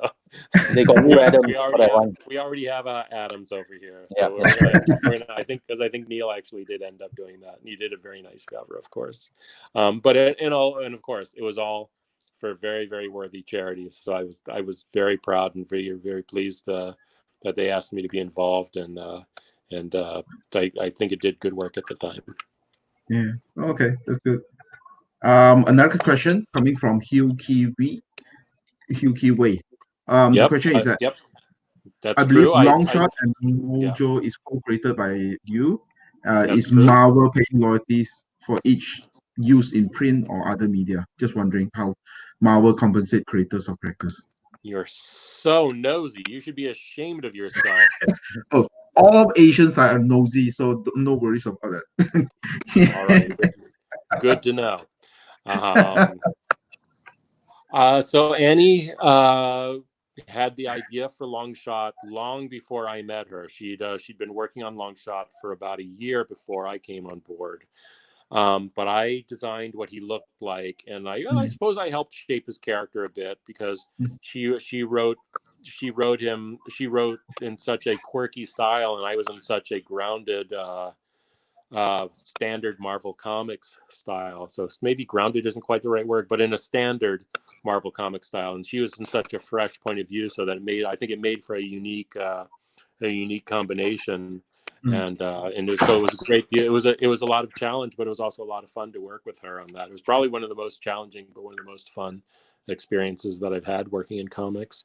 So she'd made up the character of Longshot. I just made up the way he looks.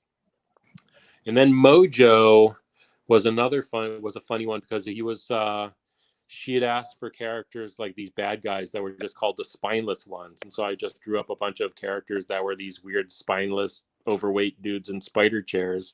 And she thought that was hilarious. And then somehow Mojo kind of was born from that. So how do I get paid for that?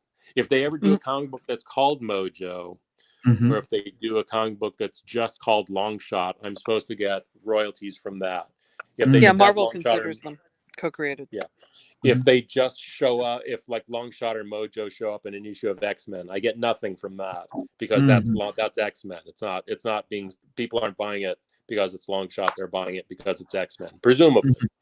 And so, no, I've seen almost no money for quite a long time for any Longshot or Mojo stuff. What if they appeared in movies? Well, if they show up in movies, then I will probably have the pleasure of seeing them in movies. All right. But it depends. They've been We're not trying to rectify some of that lately. They have been, and if suddenly I became the focus of something, I imagine, and this is not me complaining at all. Marvel has I think it's been a mutually beneficial thing for both of us. Yeah, that sounds good. Okay, I'll just starting to actually pick up other questions as well. Gilbert asked again a nosy question. Can we see Gilbert? You may not see my workplace. Not even a glimpse, like a corner. There's a picture of his workspace in the last house we had in a book called what is it? Artist Within. Something like that. Greg Preston. It was a photography book. He came by our house when we lived in San Francisco. And took pictures of where we both worked. And so that took a lot of cleaning before he could come visit my studio. So I've not cleaned my studio in a while. Trust me, anything I showed would make you think less of me. And I think I already bring enough I bring enough baggage to any sort of conversation I'm already in. I can only make things worse. And I choose not to do that at this time, Gilbert. I hope you understand. Yeah, I think we shall move on. This is good try. I appreciate that. Question to both of you. How long does it take for you to draw a cover? For a while, Marvel was calling for both of us. For a while, Marvel was calling me when they were in trouble. So I had to turn around a whole bunch of covers really quickly. So a lot of them were either overnight. I think the shortest time I had on one was 6 hours. So, wow, 6 hours. That's fast. That's very fast. Yeah, it was for Runaways, and it was a car crashing into Molly with a cat. So I had to basically turn in the sketch. I turned in like 5 or 6 sketches, different concepts, and they picked one, and I had to turn it in about by the next morning, 5 hours after that. No, it wasn't the next morning. Same day. Yeah, it was the same day. Yeah. Is that so for me, it usually takes a week for me. Okay. So, I mean, the question is that has it been published, Joyce? The cover that you mentioned? Oh yeah, quite a while ago. Yeah, a couple of years ago. Okay. Yeah, and Joyce will be a week. Yeah. I mean, sorry, Arthur. Yeah, Arthur, it takes me. That usually the average is a week. There's some that take longer and some that take a little bit less, but the average is about 5 to 7 days. Okay. But 5 to 7 days is actually quite amazing, that the amount of details that you in. I'm just putting out. It's the whole day, though. That's what I keep telling them. Yeah, it's not. That's 8 covers. That's 8 different covers altogether. Yes. Yeah, Arthur and doesn't put There in a you go. normal work day. It's like the whole day into the night. Oh, so he So- doesn't sleep. He just keep on So that's working on. about No, he what, 12 sleeps. He hours? sleeps like a bear. Is it a 12-hour day work week? But no, I mean, it's more than a 12-hour workday. Okay. But there's some. I mean, on this particular one, people do complain that it doesn't connect correctly. Like you need That's to not actually. my fault. Yeah, Yes, I that's true. agree. I agree. There is that one is difficult. I don't know why exactly that worked out. Well, it probably had something to do with that I was trying to get in. I mean, there were scheduling issues, but yeah, I'm a little disappointed it doesn't connect as well either. Yeah, but in the printed version, yeah, I think Gwen's butt got cut off there, and that's. Yes, that's right. I think a lot of people. A lot of member when I actually posted this, they actually asked about Gwen's butt. What happened to her? Yeah, you'd ask. You would want to know why isn't Gwen's Peter butt Parker. has gotten them in so much trouble in the last bunch of years. I actually did a cover for Women of Power, and Gwen, Spider-Gwen was on that cover. And when I originally drawn the cover, it was Gwen Poole and a whole bunch of other women and Captain Marvel. And I had drawn Spider-Gwen in like sort of the standard Spider-Person pose. So her butt was up in the air and her hands were down. She was swinging. And there were two things on that. Like Gwen Poole was firing guns in the original. And they said, we can't have her firing guns on the cover. And I was like, well, what if she's firing kittens? Because I wanted to draw kittens. and so she's firing kittens. And then I finished the cover and I turned it in and they were like, well, we need you to take the crack out of Spider-Gwen's butt. And I'm like, what do you mean? It's like, we can't have her have a butt crack. I said, it's the one. Look really weird. Yeah, that cover. Yeah. And so they's like, well, that would look really weird if she just had no butt crack. Can I put a kitten over it? So there's actually on the original. Oh, that's why the kitten is actually over it. Yeah, it's a detachable kitten that you can move around the page. So I drew a kitten on a different cover on a different piece of paper. So that was a weird cover. So it's covered in cats. Yeah, sounds like Gwen is trouble. No, yeah, Gwen, like they were really sensitive about Gwen's butt, but that was another one that I had to turn that in overnight. I don't know who they had hired to do the cover that screwed up the deadline, but yeah, they got me for it. It was like, can you turn this in really quickly? Like, all right. Yeah, let me just scroll through the comments as well. Let's see what else has been asked. What other comment? So in the meantime, I'm happy to actually just show something. I just erased it. Oh, what? You just erased the head. Restart. Are you going to start on One Punch Man instead? I'd have to go get my reference. Oh, there's a question. Will there be a print of this Spider-Verse? I believe that Marvel did the roll out. They did a poster. Yeah. They did a poster, but it's not those high quality posters, right? Yeah, I heard it's not very good. I mean, it's those roll up that you actually just stick on the comic book shop wall kind. Yeah. So yeah, is that? I don't think we've decided on that yet. Maybe when conventions start up again, we start going to conventions, we might think about that. Or maybe just for the community here, you guys can actually print some limited prints. The printers are not up. Oh, printers are not up yet. Okay. No, it depends on where. I think the printer we usually work with is out of Arizona, and I think they opened up as if there's no virus. So, but then the shipping's all screwed up too. So.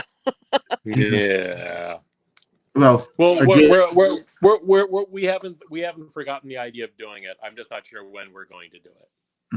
Yeah. Yeah. Okay. Just keep us in mind. Whenever that of course. Whenever that came out, just let us know.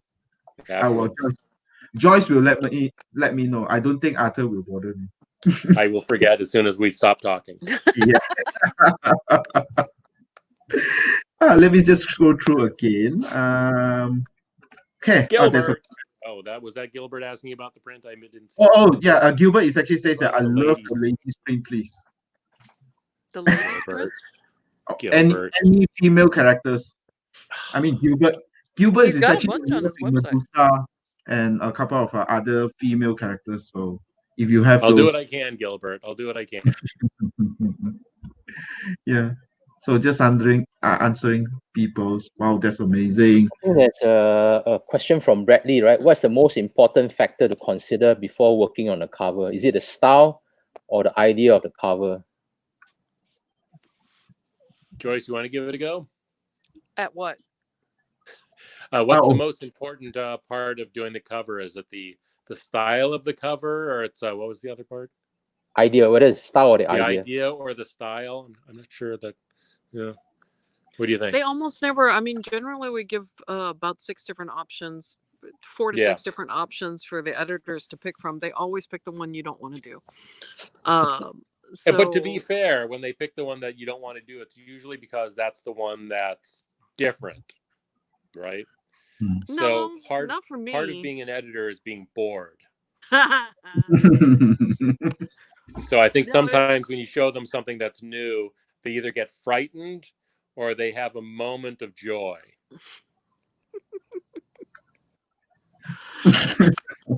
Yeah, and it also depends because I did for Netflix. I did one of their promotions for Jessica Jones for season 2, and they were telling me is they needed Jessica Jones walking down these stairs, and they wanted to be very noir themed, very black and white, very moody. And so I was like, oh my God, that'll be awesome. And I was looking at all these noir stuff, and I did all these great staircases and crazy stuff, very noir poster. And they're like, no, we literally just want her walking down the stairs. So that's what it wound up being. But it was funny because they were so cagey about all the reference because, the season wasn't out yet. And they were like, well, you have to sign up for this 2-factor identification thing online, and these files will expire, and you can't share these with anybody.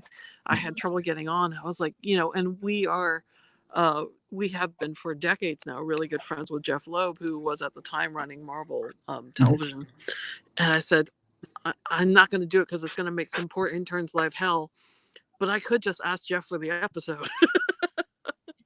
It didn't wind up being what I did. I just took the reference, and the reference made no sense. It was like a window and a bookcase, and like none of it was a staircase. And I eventually watched the episode, and there was no staircase in the entire episode. So. But it was fine. Someone had an idea that they could let go of. But that also gives you problem when you're actually drawing some accurate adaptation, right? So because it's actually based on TV. We're very rarely called on to do that. No, I've gotten it a few times. Like I 7 of 9, rarely. Buffy, Xena, a few other things, and it happens occasionally. I did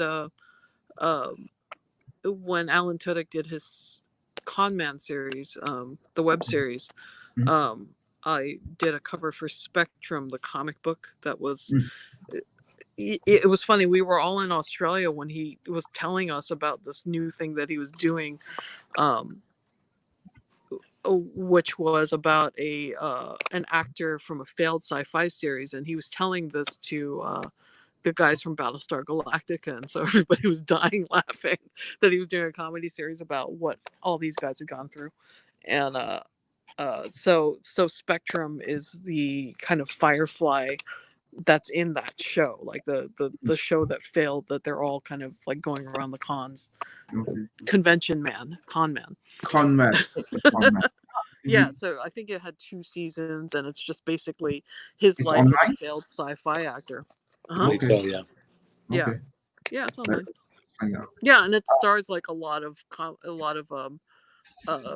other people that you would see in a convention scene, other actors.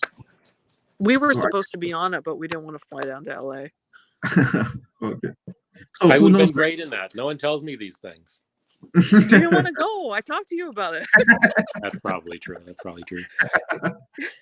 So another question. The first time that I saw art work, it was actually in Uncanny X-Men Annual #1. Since then, I can often recognize his work just from the lips. So Arthur does very distinctive lips. Can we have a question about his lip drawing technique or this art style? What's with the lip? Well, I am being a almost lipless old white man. Fascinated by lips, right? What are these things? These magical things? I appreciate the comment. I've no one's ever said that before. Yeah, this will be a first for you, I guess. Yeah. That's what you can't tell right now because I trimmed my mustache and beard because I usually can't see my mouth. So I just I just make up lips and just hope that's what they look like. There's another question regarding on your female characters. Who is your favorite female X-Men character to draw? Why? Is there one? So is this question for me? Yes, I guess for both. Right, so it doesn't really say. So I'll go first. So I make a point of not picking a favorite because I'm always afraid then I'll have to pick a least favorite, and that's the one I'll be stuck drawing. But I'm going to break that rule for this instance and say it's Storm. I've always really liked drawing Storm. For her hair? Might be because I can draw her lips. Yes. And Joyce? Probably Ilyana Magic, who's a New Mutants character more than an X-Men character, though I haven't kept track of that. She could be on the X-Men now. I mean, she was for a while. Yeah. She is. She was last time I saw. Yeah. She is also getting more popular because of the incoming New Mutant series. When and if that ever happens. Yeah, when would it ever happen? She's on the Strange Academy comic as well. Oh, is she? Yes. She's one of the teachers. Yeah. No, she was. I picked up the Magic miniseries from which is the story of chronicling her kind of how she got to be the way she is when I was a kid. So I'm always been attached to that character. I've never gotten to draw her. Oh, okay. Maybe someone not in comics. You've drawn her. No, in comics. I've drawn her as commissions, but I've never gotten to draw her in a comic. Okay. So the next question. Do editorials pay more for a cover with complex background and many characters? No? It's up to it's good. So it's good to hire art or yourself, Joyce, when you actually just felt like drawing the whole background rather than a simple. Depends on what you're looking for, I suppose. But I often wind up putting animals in that weren't asked for. So I put in all kinds of crazy backgrounds. I usually manage to stick some kind of animal in it. But no, you don't get paid anymore. You get paid the same. I got paid the same for a single drawing of Jubilee on a white background for they were doing all Ant-Man promotional covers that month. So yeah, I got to draw just Jubilee. I got paid the same for that as I asked for covers with like 50 people on them. So there was one issue I drew years ago. One page was just a close-up of Mojo, and I drew that in about a half hour, which if I'd been smart, I would have gone to the next page, and then I could have gotten paid for 2 pages in one day. However, I drew the page that had Mojo on it, and I just spent the rest of the day laughing because I just made, it's not like I made $1 million or anything like that, but at the time I was in my early 20s living in an apartment, so getting paid my $150 or $200 for a half hour's work, I thought was the funniest thing ever. Maybe as a follow-up to that, is there a difference? Let's say if you are drawing a cover, but you do get paid more for the covers from art collectors, depending on what's on them. Yeah, that's true. Is there a difference between a normal cover and a variant cover in terms of payment? Depending, because I think the single highest price drawing you've done with a single character so far was the Death. It didn't even go to us; it went for charity. Yes. Oh, yeah. No. There's a story behind it. I was told there's some deck story dipping in water on this particular art piece. So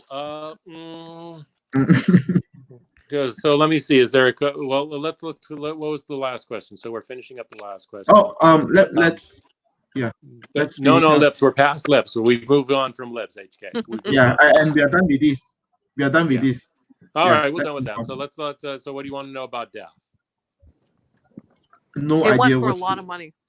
Yeah, it It won went for for a a very lot of good money. cause. It went for a Yes, good cause. for good cause, and it looks No, spectacular.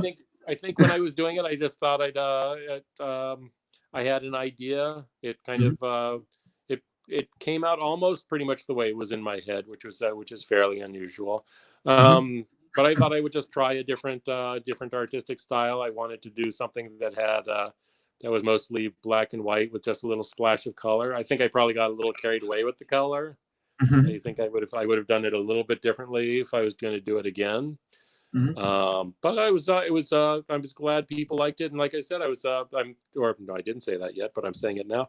I'm very, I'm happy that Jim, who was running all those auctions, was let me contribute a little bit to it, and like I said, it was all to a good cause. And, it's all to a good cause. And so I'm very happy that Jim let me be involved in that. And I was also informed that during this pandemic, you guys actually managed to raise like 50,000 just for the. Well, no, Jim. Well, for me, I think from what I contributed to that was almost 50,000. I think Jim, at this point, I think he's probably raised probably around $300,000 or $400,000 at this point. Yeah, it's a crazy amount. Yeah, there's been a lot of creators, like I think Gail Simone's been running a charity. Yeah, Gail has been doing stuff for Black Lives Matter, and Mike Mignola's been doing stuff to help out World Kitchen. Yeah, that helps. That goes to a lot of places where there's people who are hungry people working through disasters or through difficult situations, and so it's been a funny couple of months, and to see so many people contributing, and so many very generous people contributing in these auctions. So many very generous bids, because it's just nice to see that there's people who are willing to help out other people. Yeah, that's indeed that what Jim and you guys actually contributed is actually on a good cause. So that actually bring up some good vibe or energy from the comics industry. I hope so. Yeah, we could. Yeah, some good that came out of all this. Yeah, Hero Initiative, World Kitchen, Bink, and BLM. Yeah. Oh, in addition to the stuff we do monthly, anyway. Right. Yeah. Oh, yeah. Joyce contributes regularly to a variety of important causes. ACLU, World Wildlife Fund. Yeah. Oh, okay. That's really. Aside from making money, it seems like you guys also do the charity part for social service. Well, we try to make it. Joyce does. I'm happy to take credit for what Joyce does. But Joyce is by far the both of you are more just one. Of us. So it doesn't matter. But I mean, we do what we can with what we do, right? I don't have the ability to go out and work with people, but if I can sit here and do drawings and have very, very generous people contribute something to help with that, that's wonderful. Yeah, that's pretty awesome. I'm just putting up comment again. So Gilbert again persistently asks, "Can we see your workroom?" Let's ignore that. It's not going to happen, Gilbert. It's just not going to happen. And by the way, I should find an old illustration or an old beautiful painting of some famous artist like Michelangelo's workspace or something. It's probably online, like the Greg Preston picture of your old studio. It's not a lot different. It's the same desk. It is. Maybe true. Joyce, when you find it, you can actually send it over. I'll just make him shout out the next time. Yeah. Oh, you're looking for the book. We have a couple. I know we have, but I'm just trying to think of where it is. Oh no, no problem. And in fact, we are actually almost at the end of our session, which that's too bad, Gilbert. I'm so sorry. Oh. Saved by the bell. Saved by the bell. But there are still comments, so I'm just putting that up. I'm sorry for some of you that I did not actually have time. So I heard from someone who heard from someone. Is it true that Art takes care of the meals in the family? Only dinner, and occasionally lunch, and occasionally breakfast. Joyce does most of the breakfast and most of the lunch. So it's a tactic. Dinner. Yeah. All right. So I mean, is that elaborated dinner? You do? No. Arthur really likes cooking.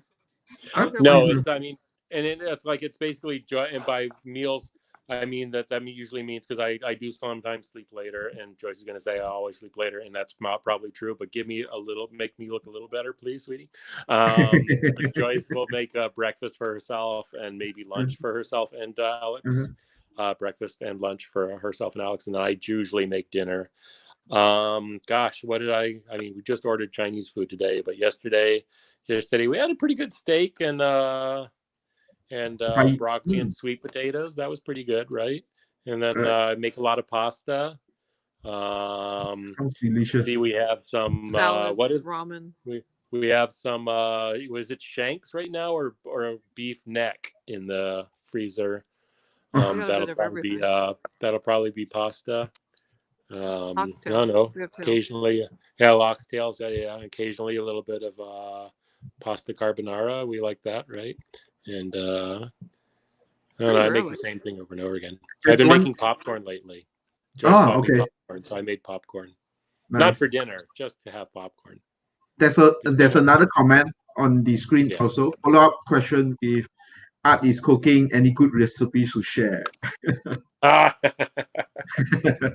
He used to really like, before he realized that it was just going to make everybody impossibly fat. He used to make these was it a pressure cooker oatmeal that you were doing? Oh, with the pressure cooker oatmeal was so good. Buttercream. It was a slow cooker, so it was it was a long time ago. Yeah, it was like slow cooking steel cut oatmeal cooked with. You were using blueberries. It was whole. No. First, it was whole milk.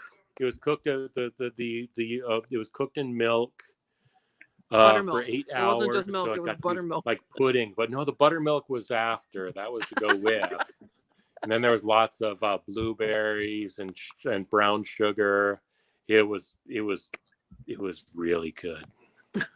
You guys should share, because during this COVID period, many people are everyone is working and cooking from home. I've put on weight. I'm usually very fit and thin and have a full head of hair. But yeah, I mean, if the comic scene doesn't work out, probably you can actually start doing live shows on cooking. Yep, on YouTube. Oh yeah, in fact, we are happy to actually host you for that. You already have combination of 8,000 people interested to see that. Yeah. I'll bring my wife over just to actually see it. No,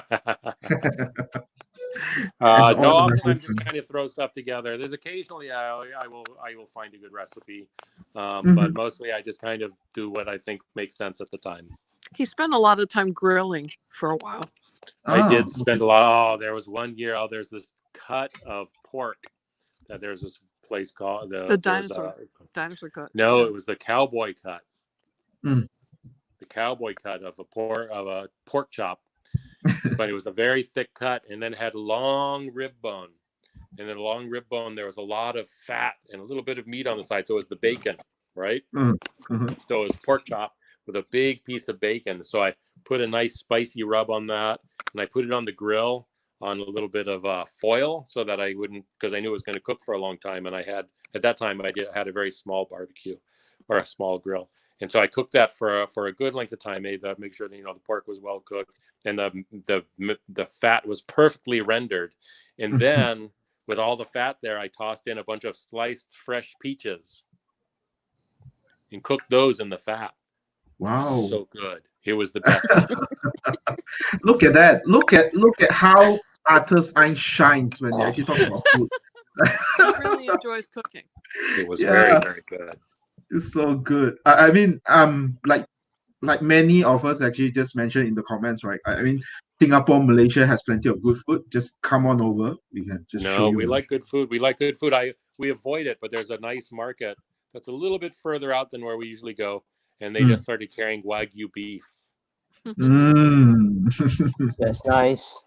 Very, very tempting. So we did do a test. I bought a nice Wagyu ribeye and a standard. Still very good, but still a standard ribeye, and there was no comparison. The Wagyu was so good. Yeah. One of the members just commented that appreciate the show and tell session. Thanks for your precious ZZZZ time.